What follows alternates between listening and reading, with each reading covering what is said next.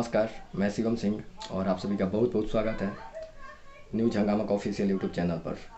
जी दोस्तों, तो जैसा कि आप सभी जानते हैं कि भोजपुरी के जो बहुत ही बड़े लेवल के सिंगर हैं, उनको किसी का भी देख के वीडियो नहीं करना चाहिए। तो पवन सिंह जी कभी ऐसा नहीं करते हैं जहाँ तक उम्मीद है, लेकिन उनसे हर कोई सीखता है, हर कोई उनका कॉपी करता है।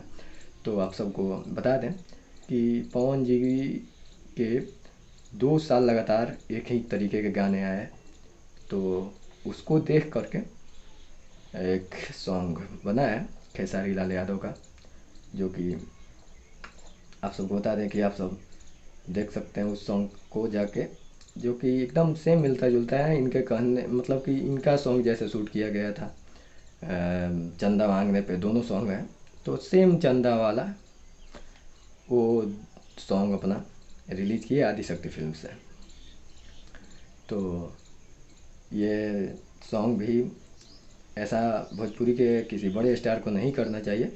तो जहाँ तक आपको सबको पता है कि पवन जी कभी ऐसा नहीं करते हैं किसी के साथ, ना ही किसी का कॉपी करता है। हमेशा नया चीज़ आप लॉन्च करिए, आप एक सुपरस्टार हैं तो ज़रूर करना चाहिए, आपको कुछ आगे करना चाहिए। हर की तरह एक ही चीज़ बार बार नहीं दिखाना चाहिए कि अब एक सुपरस्टार कर रहा है तो हम भी करें उसके जैसा।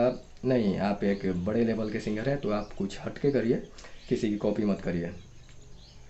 तो आप सबका क्या राय है बताएं कमेंट में, और कौन ज़्यादा बेस्ट है वो सब भी बताएं आप लोग, और कौन किसको क्या करना चाहिए उसके बारे में भी ज़रूर बताएं कमेंट में।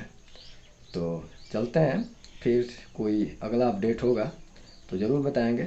ऐसे वीडियो अपलोड है पवन जी के नवरात्रि सॉन्ग के गाने को लेकर, तो आप सब उस वीडियो को भी देखिए और देख के सारी जानकारी ले सकते हैं। तब तक के लिए हमको दीजिए इजाज़त, फिर मिलते हैं नेक्स्ट अपडेट लेके। धन्यवाद।